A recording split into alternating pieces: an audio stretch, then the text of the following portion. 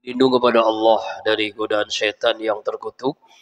Bismillahirrahmanirrahim, dengan menyebut nama Allah yang Maha Pengasih lagi Maha Penyayang. Surah Al-Baqarah ayat 58 sampai 61.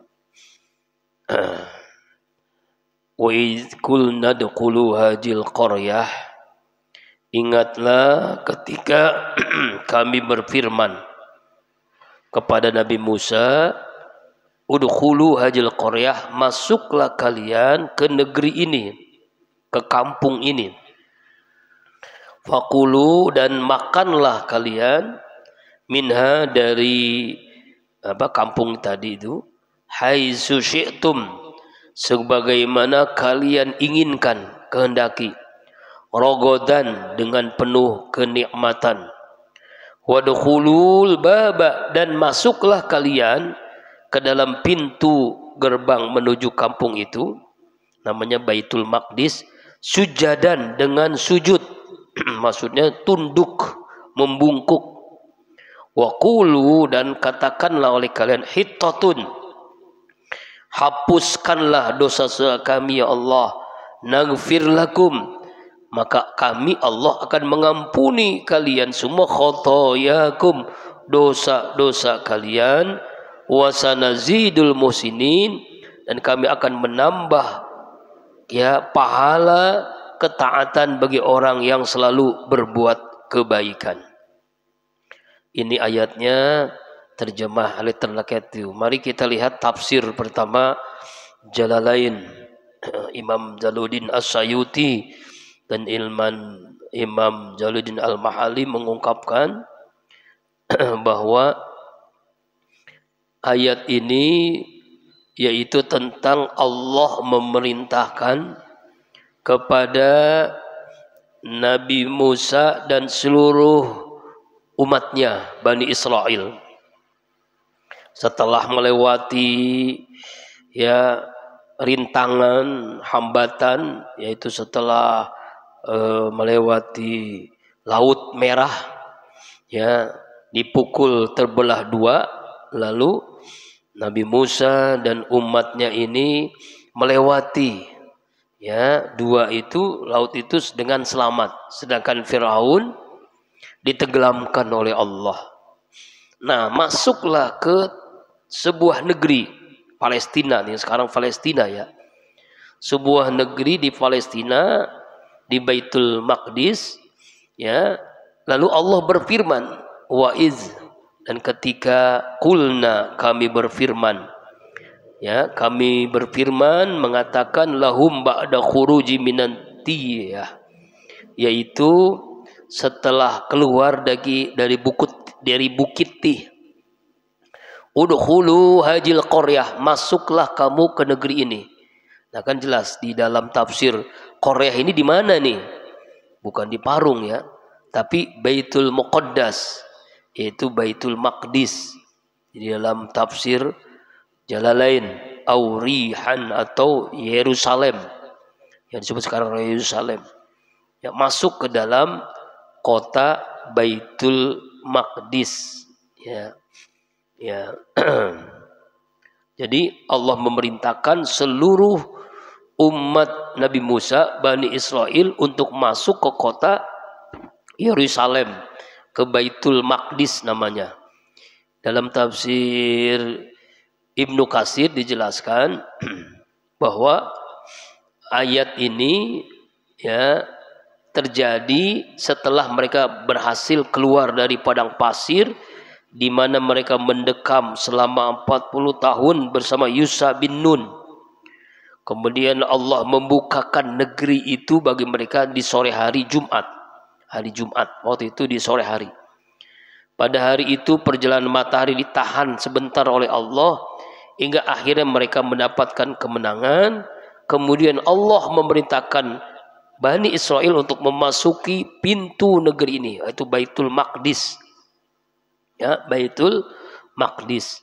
Lalu masuknya bagaimana caranya? Jadi nggak sembarangan. Sebelum masuk ke Baitul Maqdis, diperintahkan oleh Allah, fakulu minha haitsu syi'tum, makanlah dari tempat itu di Baitul Maqdis itu makanan-makanan yang kalian kehendaki. Rogodan dengan kenikmatan.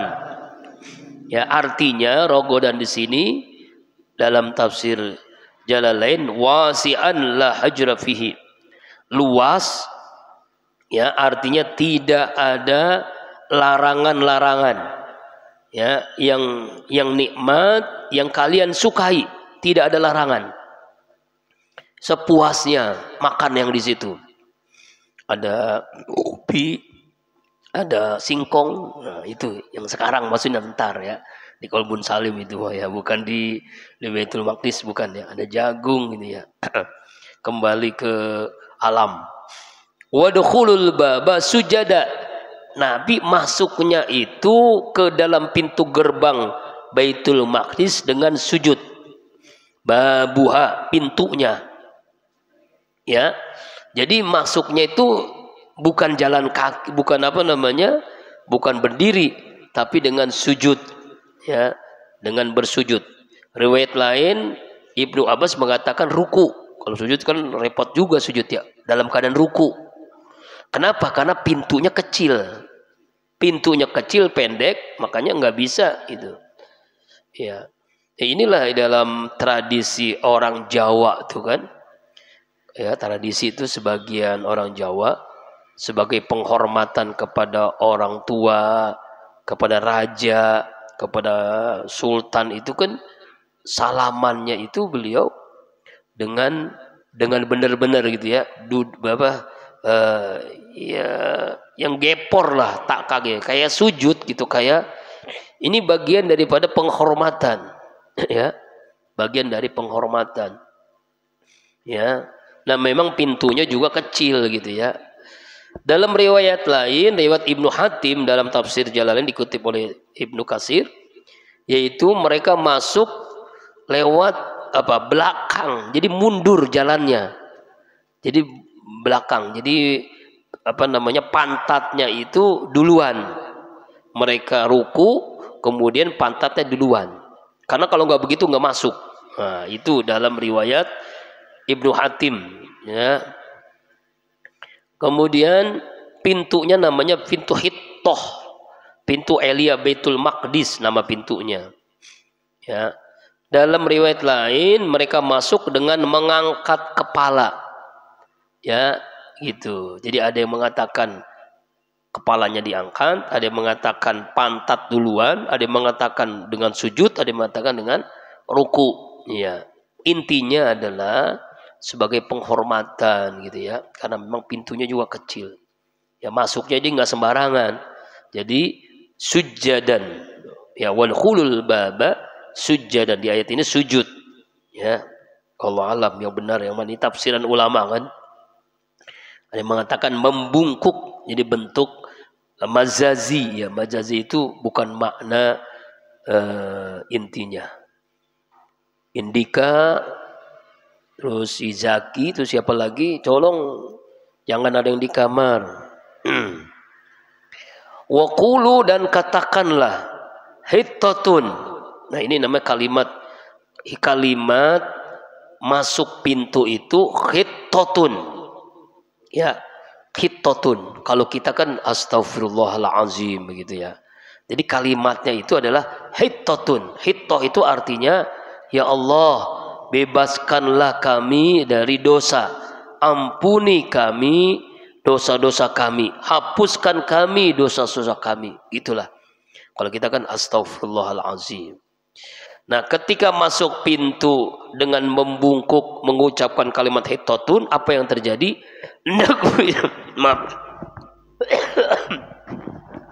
Naghfir lakum khotoyakum, kami Allah mengampuni seluruh dosa-dosa kalian. Dosa-dosa orang yang masuk dengan membungkuk, dengan mengucapkan hittatun, Allah ampuni seluruh dosa-dosanya. Ya, jadi ampunan terhadap dosa-dosa orang yang masuk ke dalam pintu itu. Ya, ini kalimatnya hittatun. Ya, artinya kalimat Kalau bahasa kita tuh astaghfirullahalazim, begitulah. Ampuni dosa hamba ya Allah. Maka ketika itu Allah ampuni seluruh dosa orang-orang Bani Israel masuk lewat dengan mengucapkan kalimat itu. Ya. Sama dengan apa yang terjadi ketika Allah Subhanahu wa taala memberikan kemenangan kota Mekah. Waktu itu kan kota Mekah di zaman Rasulullah dikuasai oleh kafir Quraisy. Dikuasai oleh kafir Quraisy, lalu dengan kekuatan doa jihadnya Rasulullah dan para sahabat, Allah berikan kemenangan. Idza jaa an-nasrullahi wal fath. Jadi apabila telah datang pertolongan Allah dan kemenangan. Pertolongan Allah dan kemenangan. Ya. Ini belum ya. Juni panggilin Zaki sama siapa? Yang ada di kamar lah. Ya. Kalau enggak nanti habis siram gitu ya. Ikut ngaji di sini.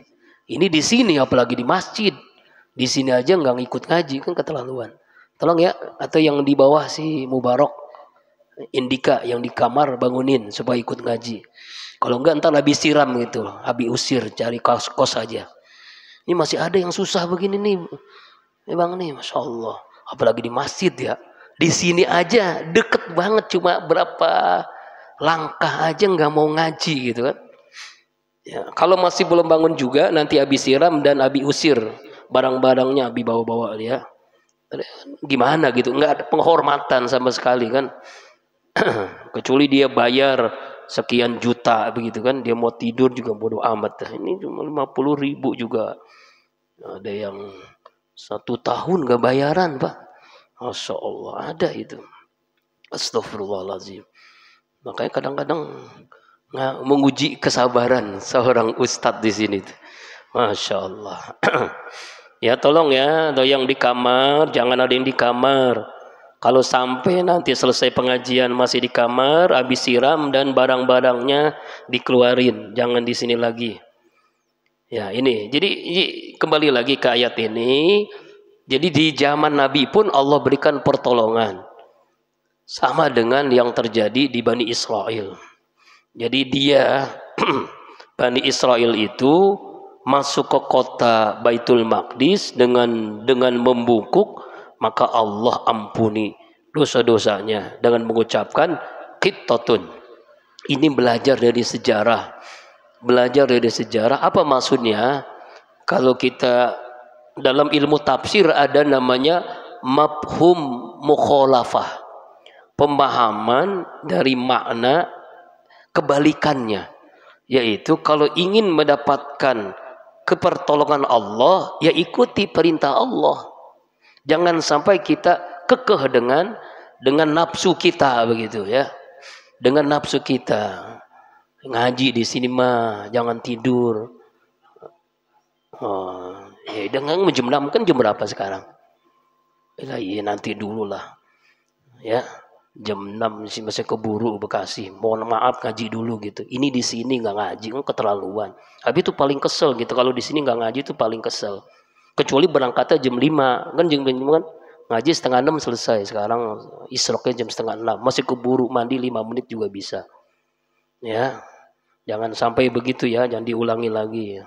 Ini Abi kesel banget. Saking keselnya tuh kalau di sini tuh tidur nggak ikut ngaji gitu ya. Udah malam gak ngaji, sekarang gak ngaji gitu kan.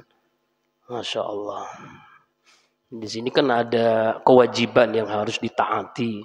Ada hak, ada kewajiban. Haknya kamu ya tidur di sini, menikmati apa yang ada. Tapi kewajibannya juga harus mengikuti kegiatan yang ada gitu. Semalam gak ngaji kan. Itu kan. Kata kegiatan kampus. Ya kalau begitu cari aja kos dekat kampus yang bisa bebas mengikuti kegiatan kampus. Jadi harus disesuaikan lah. Kalau jadwal bentrok, misalnya rapat di kampus, saya di pesantren, rapatnya nanti setelah saya ngaji, atau saya rapatnya sebelum maghrib gitu aja gitu ya. Sesuaikan ya, tolong ya. Kalau begitu terus nanti ya lebih baik cari kos saja. Jadi kan nggak perlu marah-marah lagi ya Bi ya. Ya ada malah. Kembali lagi ke kajian ini, mohon maaf ini ya. Jadi itu ada rekamannya lagi, mohon maaf nih. Nanti minta dihilangkan lah ya sama Bang Iwan ya. Jadi ayat ini tentang masalah Bani Israel. Bani Israel ketika memasuki kota Baitul Maqdis dengan sujud, dengan mengucapkan hittatun. Dan apa yang terjadi? Allah ampuni dosanya dan wasanazidul muhsinin. Allah akan menambah pahala muhsin. Ada namanya muslim, ada mukmin, ada muhsin. Kalau muhsin orang Islam, kalau mukmin orang beriman, kalau muhsin orang yang muhsin. Muhsin itu ihsan. Dia selalu berbuat baik. Bahkan jangankan dia berbuat baik, sholat ibadah dia itu seakan-akan dia melihat Allah. Ihsan itu kan dalam hadis arba'in diceritakan, ihsan itu adalah menyembah kepada Allah seakan-akan melihat Allah. Dan kalau tidak mampu melihat Allah, yakinilah Allah sedang menatapnya gitu ya. Muhsinin, orang yang selalu berbuat baik. Jadi istiqomah muhsin itu. Dan Allah akan menambah pahala, kebaikan, ya ampunan dosa kepada orang yang muhsinin. Kemudian ayat 59. Fabaddalal ladzina zalamu, maka ya mengganti orang-orang yang mereka zalim. Si anu mana? Indika. Mana orangnya? Allahu Akbar, baru bangun. Astaghfirullahaladzim, ya Allah. Allah ganti, ubah orang-orang yang zalim qaulan perkataannya ghairallazi, selain allazi qila lahum, yang dikatakan kepada mereka. Apa maksudnya? Jadi ayat ini kita lihat tafsirnya sih ya. Kalau nggak ditafsir emang agak bingung maksudnya apa ini. Ya. Ayat ini ya ketika dikatakan mereka memasuki kota Baitul Maqdis dengan sujud, dengan membungkuk, ngerangkak, lalu mereka mengucapkan hittatun, lalu akhirnya apa yang terjadi? Dalam para mufassir mengungkapkan mereka mengganti perintah Allah untuk tunduk dengan ucapan maupun perbuatan. Ketika mereka diperintahkan untuk masuk dengan bersujud, mereka merangkak, mendahulukan pantat dan membelakanginya dengan mengangkat kepala mereka. Ketika mereka diperintahkan untuk mengatakan hittatun, mereka mengubah dengan kalimat hintotun fi sa'iratin, biji-bijian dalam gangguman. Inilah puncak pembangkangan, puncak kezoliman yang dilakukan oleh orang-orang Bani Israel. Nah, makanya jadi jelas nih, baru jelas nih dalam tafsir Ibnu Katsir. Jadi Bani Israel ini, Pak, ketika diperintahkan sujud, merubah dia dengan cara apa? Dengan pantatnya masuk duluan. Kemudian diperintahkan Allah hittatun, dia merubah kalimatnya hintatun. Jadi mengolok-olok bentuk ejekan. Bukan ya Allah hapuskan dosa hamba, tapi hintatun gitu. Artinya biji-bijian. Jadi mereka merubah ayat Al-Quran, perintah Allah dengan cara mereka sendiri.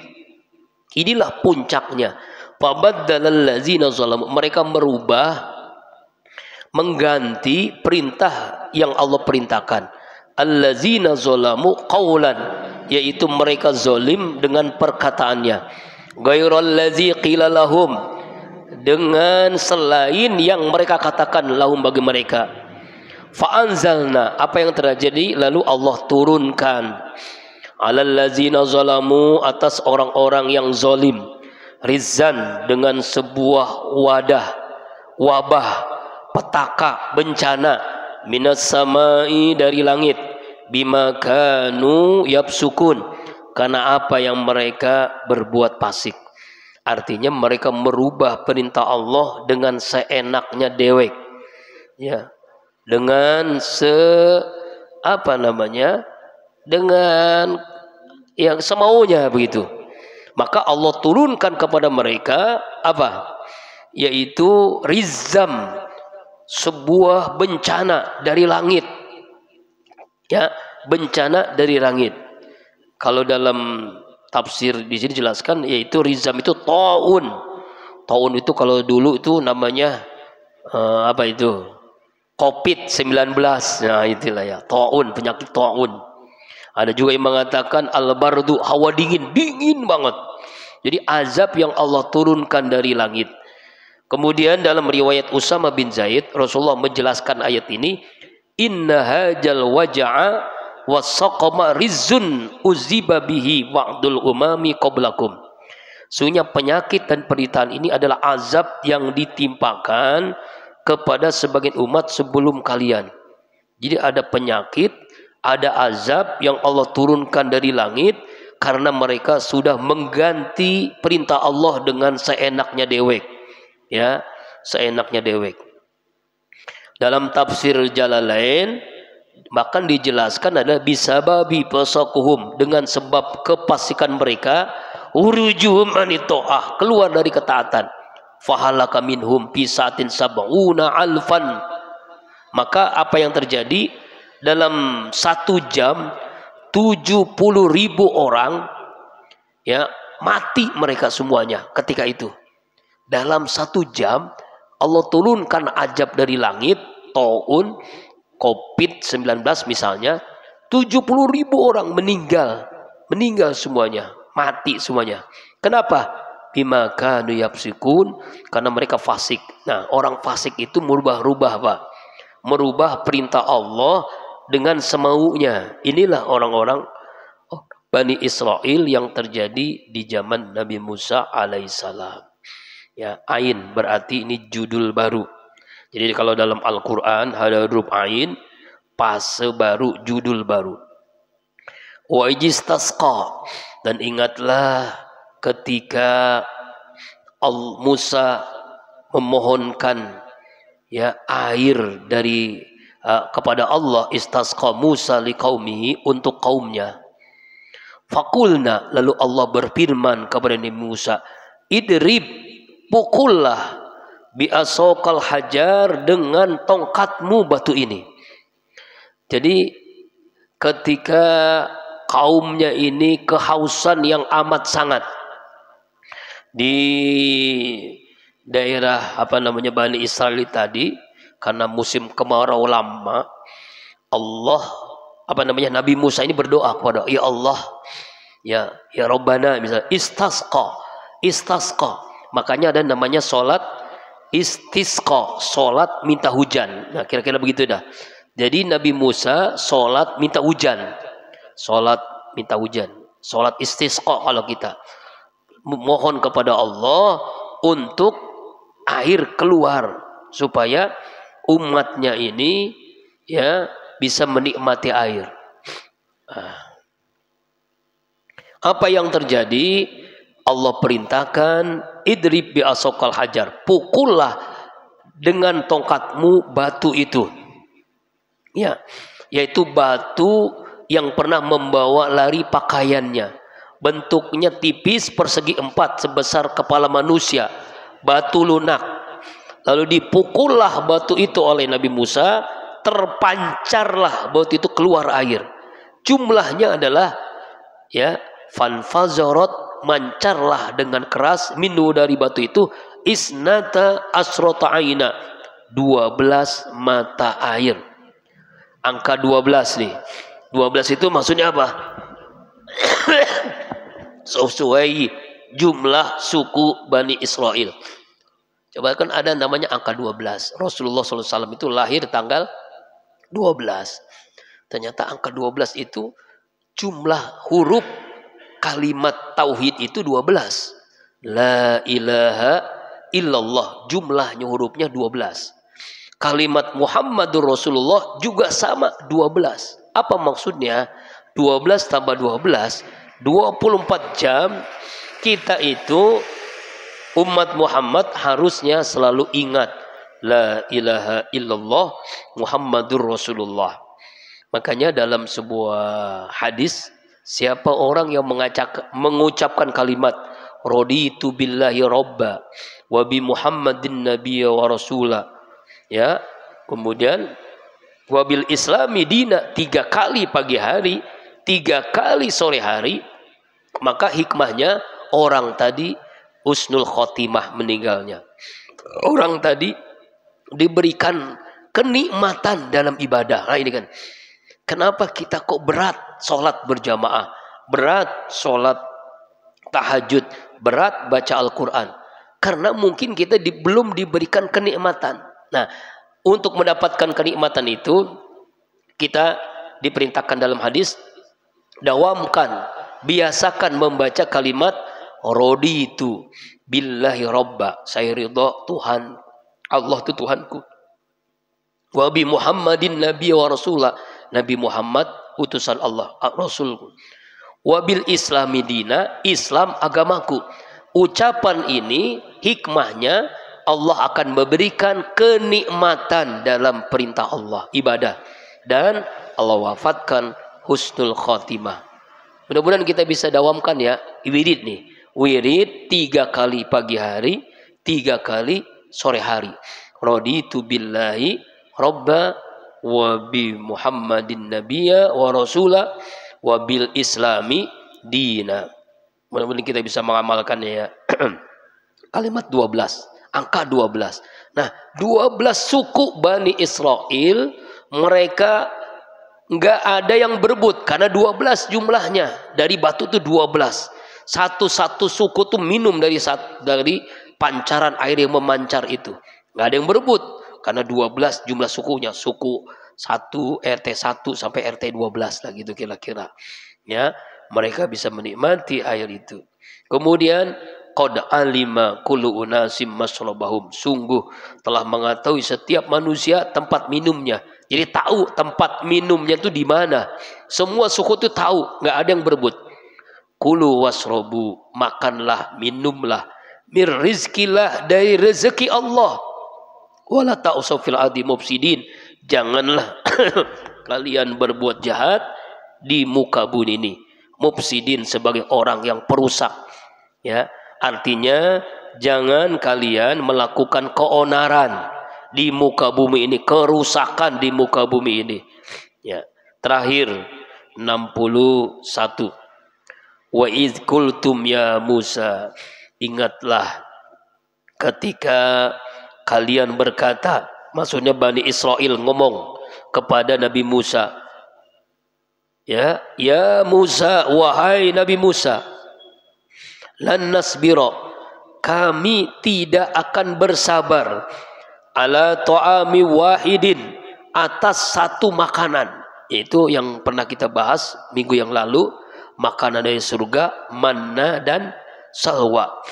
Fad'u lana rabbaka, mohonlah untuk kami Tuhan kalian dari Tuhanmu, yuhris lana, agar dia mengeluarkan kepada kami, mimma tumbitul ardu, dari apa yang ditumbuhkan di bumi ini, mimbakliha, berupa sayur-sayuran, wa kisaiha, timunan, wa pumiha, bawang putih, wa adasiha, kacang adas, wa basoliha, dan bawang merah. Jadi umatnya ini, Bani Israel ini, meminta kepada Nabi Musa untuk berdoa kepada Allah, jangan hanya satu makanan, bosen namanya, bosen makanan itu mulu, gorengan lagi, ya gitu kira-kira ya. Padahal ini makanan surga, Pak. Ini Bani Israel memang bangkawara banget ya. Udah dapat nikmat, minuman, pengen makanannya udah ada, pengen yang lain. Nah itulah.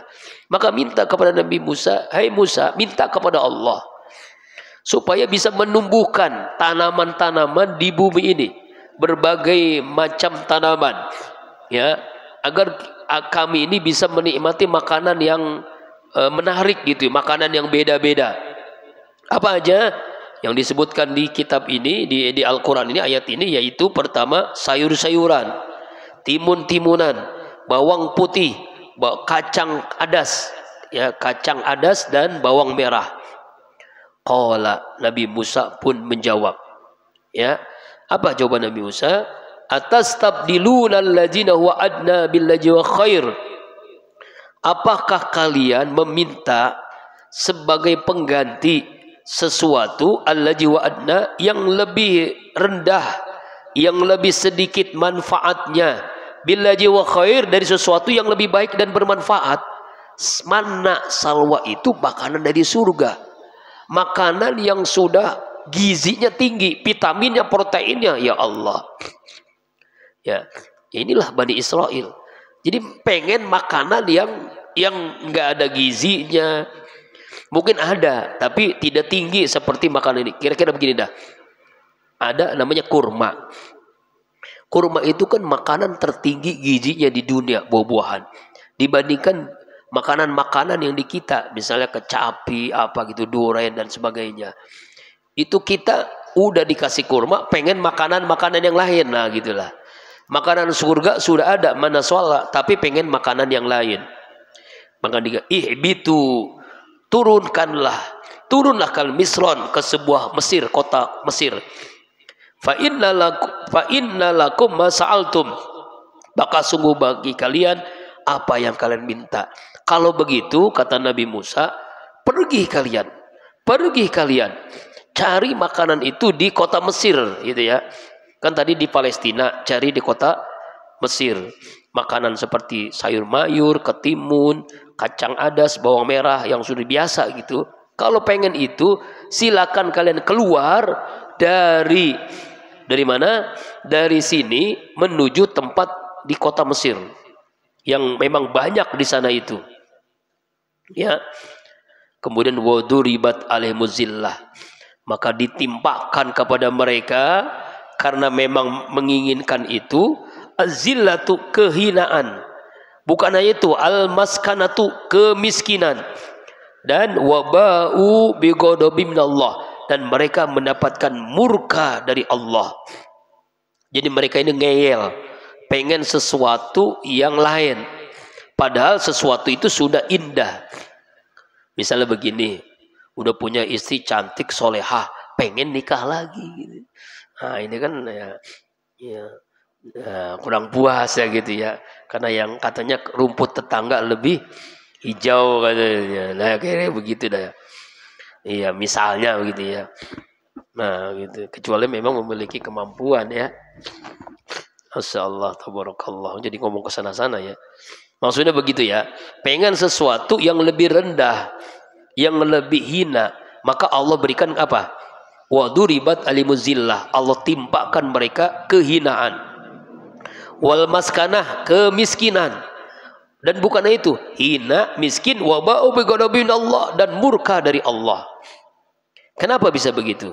Dzalika bi anhum kanu yakfuruna bi ayatillah. Karena mereka itu, ya, kaum Bani Israel itu yakfuruna bi ayat, mereka kafir dengan ayat-ayat Allah. Mereka ingkar dengan ayat-ayat Allah. Mereka tidak percaya dengan kitab Taurat yang diturunkan kepada Nabi Musa. Wa yaqtuluna nabiyyin, dan mereka membunuh para nabi. Di antaranya Nabi Zakaria, Nabi Yahya. Nabi Zakaria itu, Pak, bersembunyi di pohon, lalu digergaji oleh mereka karena iblis memberitahukan tuh ada di pohon itu. Digergaji itu terus, sengaja digergaji, bukan dikampak langsung mati. Ini jahatnya Bani Israel. Bighairi hak, tanpa alasan yang benar. Nabi Isa kan disalib. Ya padahal yang disalib bukan Nabi Isa ya, Yesus itu. Ya Nabi Isa diangkat, diselamatkan oleh Allah. Di antara kan begitu. Itu kan orang Yahudi. Makanya kalau sekarang genosid itu terjadi, Yahudi itu melakukan itu bukan hanya sekarang. Nabi aja dibunuh. Apalagi bocah, apalagi anak-anak, ya kan? Itulah kaum yang saking jahatnya, ya seperti kaum monyet lah, ya kan? Zalika bima asaw wa kanu ya'tadun. Karena mengapa bisa seperti itu? Karena mereka itu durhaka, asaw. Asau itu kalau bahasa almarhum Kiai Haji Husin itu bangkawara. Nah, itu asau namanya. Wa kanu ya'tadun, dan mereka melampaui batas dalam perbuatan maksiat sampai nabi saja dibunuh. Itulah ya. Mudah-mudahan dari ayat-ayat yang kita baca 58 sampai 61 kita bisa mengambil ibrah pelajaran, yaitu ya jangan terkecoh dengan orang Yahudi. Orang Yahudi itu atau keluaran Bani Israel itu Allah berikan nikmat, tapi mereka adalah orang yang sangat zolim, ya sangat zolim. Nabi dibunuh dan tidak percaya dengan ayat-ayat Allah Subhanahu wa ta'ala. Udah dikasih nikmat tapi pengen yang lainnya. Misalnya besok hari Kamis, kalau yang mau ikut setengah